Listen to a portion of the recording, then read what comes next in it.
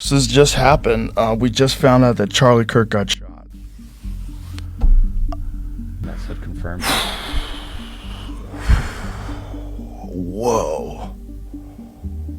Joe Rogan just had one of the most shocking reactions to Charlie Kirk's assassination, and it's completely shifting the way people are talking about political violence in America. At first, you might think this is just another podcast take, but this moment was anything but ordinary. In fact, it might be the most powerful response Rogan has ever given. When the news broke live during his show with Charlie Sheen, Rogan did something nobody expected. He went silent. The man known for endless questions, long rants, and unfiltered commentary was, for the first time, at a loss for words. And when he finally did speak, what he said left the entire room in a stunned silence. Honestly, I'm just as floored as you probably are right now. In this video, we'll break down the latest updates surrounding the case, take a look at the first images of the alleged shooter, and dive into Joe Rogan's bombshell reaction that might change the entire conversation. Is he? No, I don't think so. That's what was just One of the guys out there just said it was spoken confirmed that in he's the dead. in the lobby was just I've been looking. I haven't seen anything that said confirmed. Whoa. Are we ready to proceed? Yes, Your Honor. Calling case 251-403-576, State of Utah versus Tyler James Robinson. Could you state your name? Tyler James Robinson. Thank you for being here, Mr. Robinson. The world froze as breaking news spread. Charlie Kirk, one of America's most prominent conservative voices, was struck down while speaking to a packed audience at Utah Valley University. But what happened next inside Rogan's studio may have shifted the cultural conversation forever. What was supposed to be a typical Thursday recording of the Joe Rogan experience turned into something else entirely. Sitting across from actor Charlie Sheen, Rogan's producer quietly entered the frame, whispered the news, and for a moment, the most talkative man in podcasting had nothing to say. When Rogan's producer confirmed the worst, the silence in that studio wasn't just about one moment. It echoed across the entire country. To really grasp why it hit so hard, you have to understand who Charlie Kirk was. At only 31, he had built something extraordinary. Barely out of high school, he launched Turning Point USA and turned himself into the voice of a generation of conservative youth.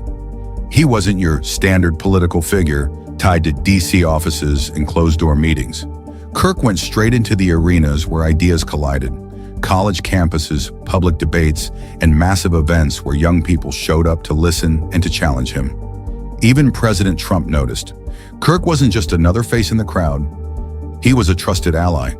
He stood at the inauguration, walked the halls of the White House, and brought with him a clear sense of what the conservative movement's next generation wanted to hear. But none of that came without backlash.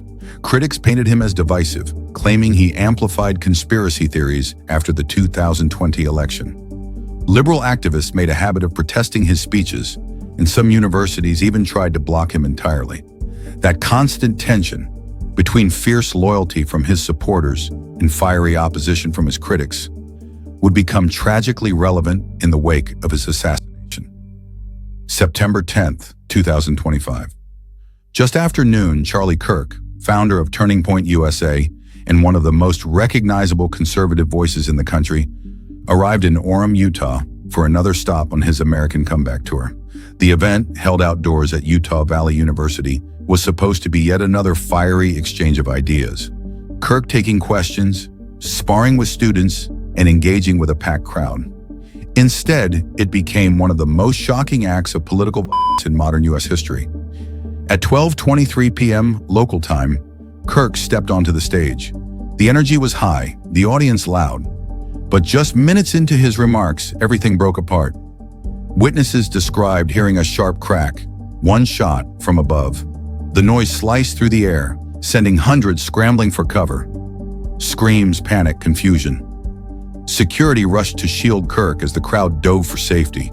Within moments, he was transported to Timpanogos Regional Hospital, where doctors fought to save his life. Despite their efforts, the announcement no one wanted to hear came quickly. Charlie Kirk had died. Investigators later confirmed the shot was fired from the rooftop of the Losi Center, a building overlooking the venue. A rifle was recovered along with spent casings, some etched with bizarre symbols and slang linked to obscure online groups. Details that left even seasoned investigators puzzled. From the start, authorities pointed to the vulnerability of the site. The rooftop had been accessible, the line of sight unobstructed. What was meant to be a controlled environment had, in hindsight, provided a perfect vantage point for a devastating attack. News of Kirk's death spread in minutes, shaking Utah and then the nation. Vigils formed almost instantly. Crowds gathered outside the university. Social media lit up with grief, anger, and speculation. Political leaders, from Utah's governor to members of Congress, called the attack cowardly and promised answers.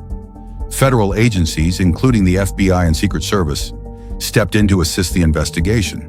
Even some of Kirk's harshest critics paused to acknowledge the magnitude of the loss. On paper, the story sounds simple. A fatal shot fired in broad daylight, a rifle recovered, a public figure struck down. But even in those first few hours, the so-called simple story started to unravel.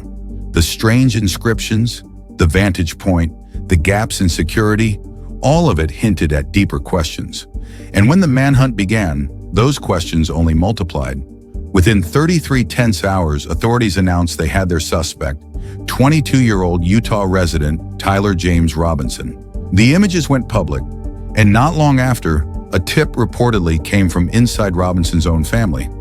A rare and difficult choice, balancing loyalty against the gravity of what had just unfolded. Law enforcement called the capture uneventful but crucial. He was tracked to an area close to his home, surrounded and quietly taken into custody.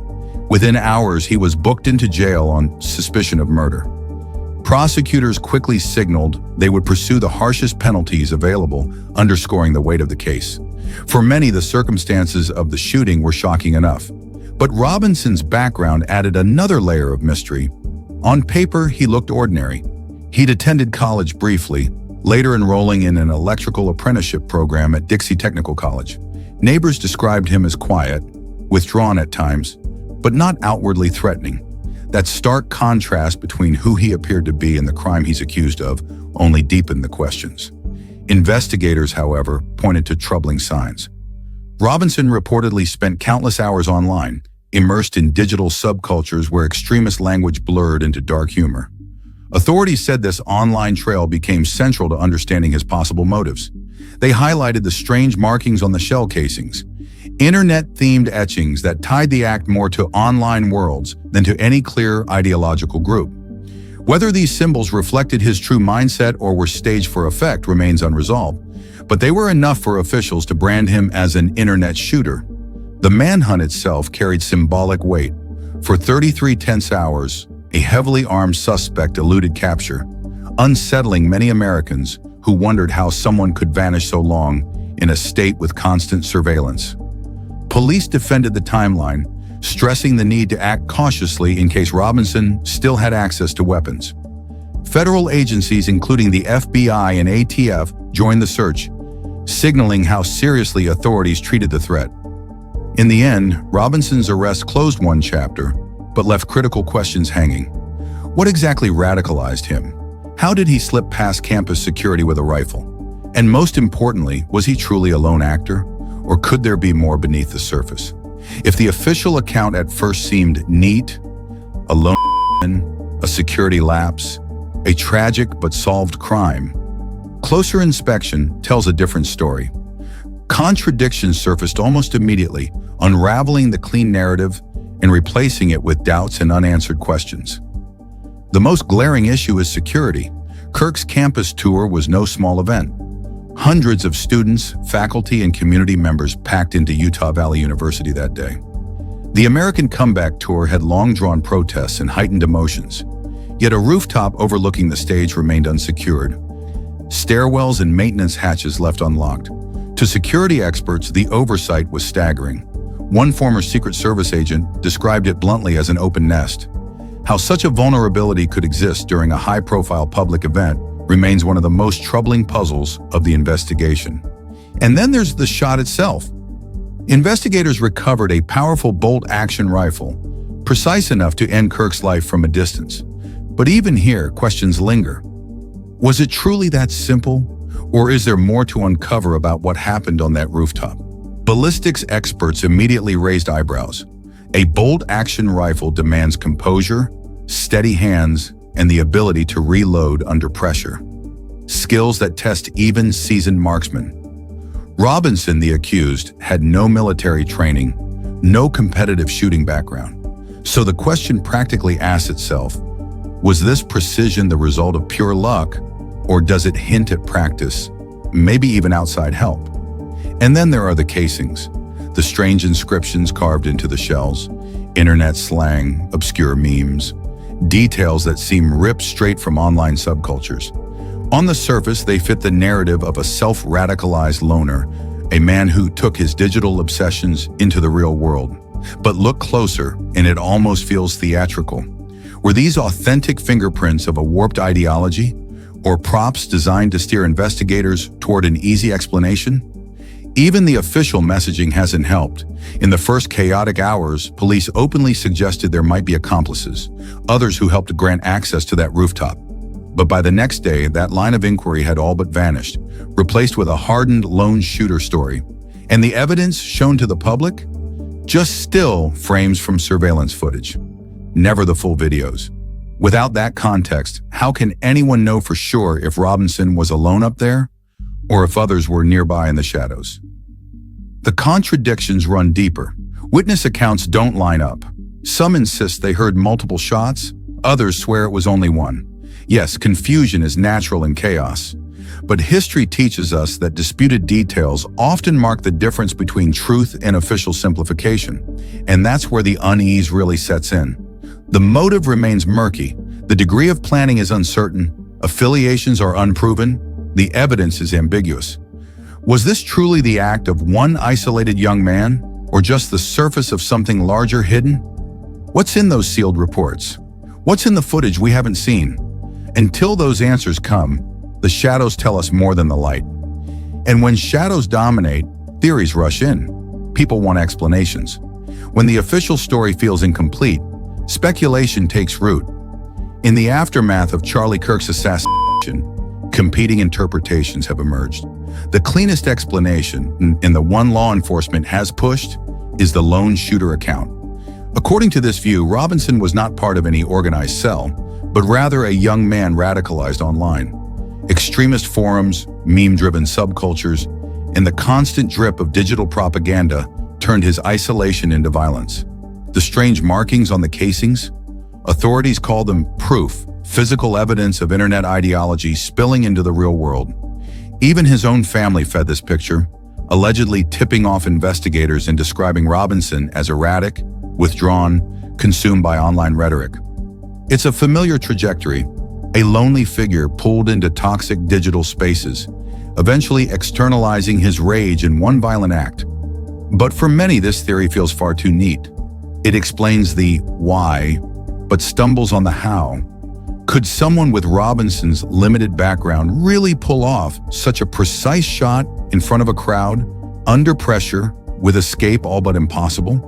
If he was simply an online radical, why choose such a highly visible, high-risk target where failure seemed almost guaranteed?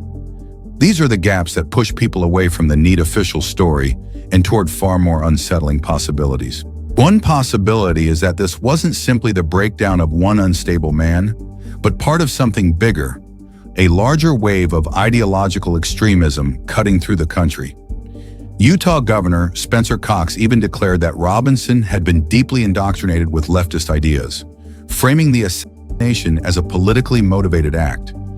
And if that framing is true, then Kirk's death isn't just the tragedy of one man struck down. It becomes a warning sign for an America where polarization is hardening into violence. For many, that explanation makes sense. Yet even this theory struggles under scrutiny. If ideology was the driving force, then where are the signs we would expect? No manifesto, no network, no clear affiliations. Instead, the evidence looks fragmented. Part politics, part personal instability, but not the clean structure of organized terror. That gap is why others turn their eyes to the scene itself, the unsecured rooftop, the improbable accuracy of the shot, the conflicting eyewitness accounts. For those skeptics, it's hard to believe Robinson acted alone. Early police briefings hinted at possible accomplices who may have helped him gain access. But almost overnight, that line of inquiry disappeared. The conspiracy theory points to coordination, backup, or at the very least silent enablers who remain unidentified. In that version, Robinson becomes the face of something deeper, a convenient figure to blame while others stay hidden in the shadows. And then there's the darkest interpretation, that the truth is being carefully managed from above. The rapid shift from multiple suspects to lone shooter, the selective release of footage, the relentless focus on internet radicalization. To skeptics, it all looks like ingredients of a controlled narrative. In their eyes, the question isn't just what happened on that rooftop, but what officials might be keeping from the public. None of these theories is airtight. The lone shooter, the ideological extremist, the conspirator, the cover-up, each contains fragments of plausibility and troubling gaps.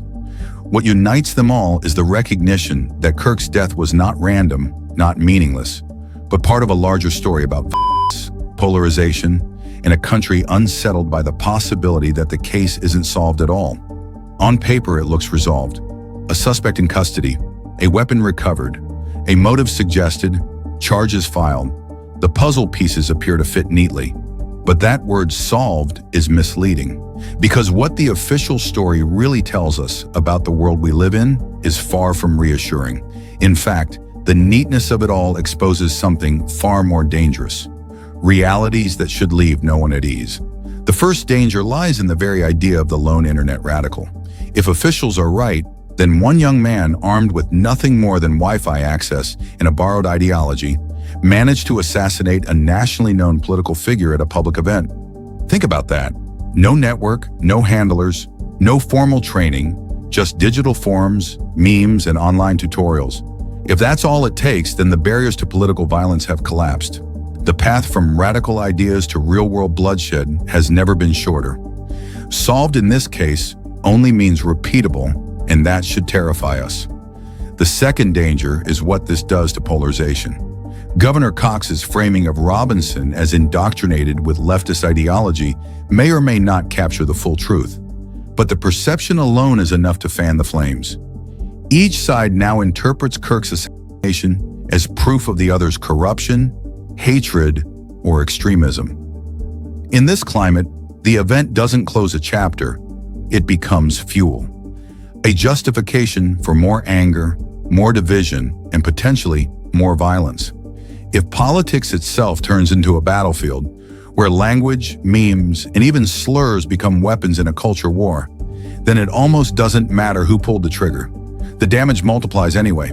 How does a state university host a major event with one of the most high-profile conservative figures in America on stage, yet leave an open rooftop within firing range unsecured? How did surveillance teams, local law enforcement, and security details overlook something so obvious? If the official story is accurate, then this wasn't just Robinson's success. It was a collapse at every level of protection. And that raises a darker question. If those systems fail for someone like Charlie Kirk, a nationally recognized and controversial figure with known enemies, then what hope is there for lesser-known public figures, for everyday citizens? Calling the case solved in this context doesn't restore safety. It only assigns blame to one man, while leaving the vulnerabilities wide open. The failures don't end with security. They extend into public trust. Every contradictory statement, every missing frame of surveillance footage, every rushed press release chips away at confidence. Whether intentional or not, the effect is corrosive. Instead of closure, the case breeds suspicion, the sense that the public is being managed rather than fully informed. A solved case should reassure. This one doesn't, because here, solved does not mean safe. So what could the truth be? When official accounts leave gaps, people search for coherence. They build scenarios that feel more complete than the fragments they're given. And in the story of Charlie Kirk's assassination, one possibility doesn't come from the mechanics of the shot at all, but from the deeper question of how an ordinary young man could turn into the face of such a catastrophic act. By most accounts, Tyler Robinson's life was defined less by direction and more by drift, an unfinished education, an apprenticeship that never quite took hold, social circles that grew smaller as his digital life expanded. Friends and neighbors described a young man whose ambitions flickered but never caught fire. At the time, those details looked mundane. In hindsight, they sketch a slow retreat from the tangible world into the isolating grip of the virtual one. Here lies the first possible truth. The assassination was less about narrow politics and more about disconnection. Alienated, uncertain of his future, Robinson may have sought identity where it was easiest to create one, in online echo chambers that reward outrage and transform resentment into a mission. In this light, Kirk wasn't just a man. He became a symbol, the vessel for years of frustration projected onto a single target. But there's another possibility, that Robinson was driven not only by ideology, but by the lure of infamy.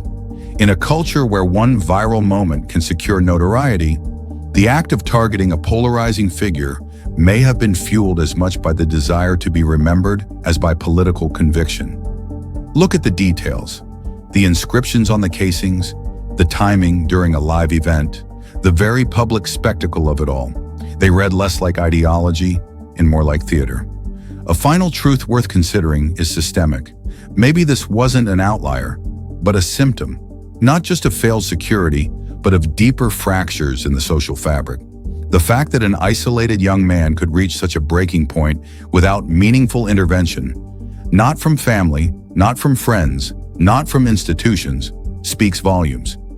In this view, Robinson is not only a perpetrator, but also a product of neglect. A system where mental health is overlooked, online radicalization thrives unchecked, and warning signs are too often dismissed until tragedy strikes. In the hours after Charlie Kirk was pronounced dead, shockwaves rippled across the nation. News outlets cut into programming with urgent updates. Crowds gathered outside Utah Valley University, some holding candles, others live streaming the scene to a world still struggling to process what had just happened. What began as another stop on a college tour had transformed into a moment of national mourning and a political reckoning. Public figures responded quickly. Former President Donald Trump called the assassination unthinkable, insisting the suspect face the harshest possible punishment. President Joe Biden condemned political violence in all forms, framing the attack as an assault on free expression and democracy itself. Lawmakers, commentators, and activists across the spectrum offered condolences, though many could not resist attaching their own political interpretations to the tragedy. For Kirk's supporters, the assassination symbolized the dangers conservatives face in an increasingly hostile climate.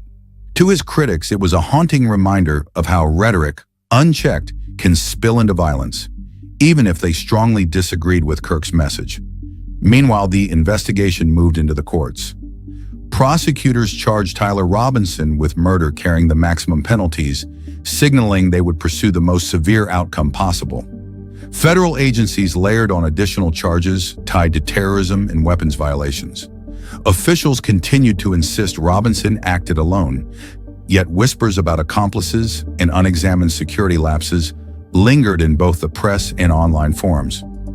The trial, already shaping up as one of the most closely watched in recent history, promised to reveal evidence, but also threatened to deepen political divides.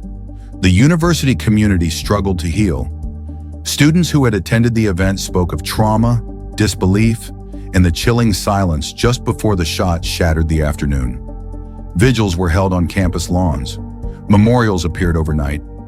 Administrators faced angry questions about how such a glaring lapse in security could ever have been allowed. Beyond Utah, the broader political world braced for the fallout. A nation already polarized now had to treat public events as potential flashpoints, where ideological disputes could turn deadly. Security reviews began immediately. Governors and mayors ordering rooftop checks, access points sealed, venues reassessed. Even the Secret Service revisited protection protocols not only for elected officials, but also for cultural figures who had become lightning rods for controversy. But perhaps the most lasting consequence wasn't institutional, but psychological. The assassination of Charlie Kirk in broad daylight struck at America's sense of safety. It suggested that no figure, no matter how prominent, is beyond the reach of violence, and it reminded the public that the divides tearing at the nation are not only rhetorical, they can and do spill over into bloodshed. What remained in the aftermath was a country reeling, unsettled, and angry. On paper, the case is solved, but the echoes of that single shot continue to reverberate, reshaping debates about free speech, political violence, and whether peaceful dialogue is still possible in a nation that feels permanently on edge. So now the question is yours. Do you believe the full truth about Charlie Kirk's assassination has really been uncovered? Or is there more we aren't being told? Drop your thoughts in the comments below.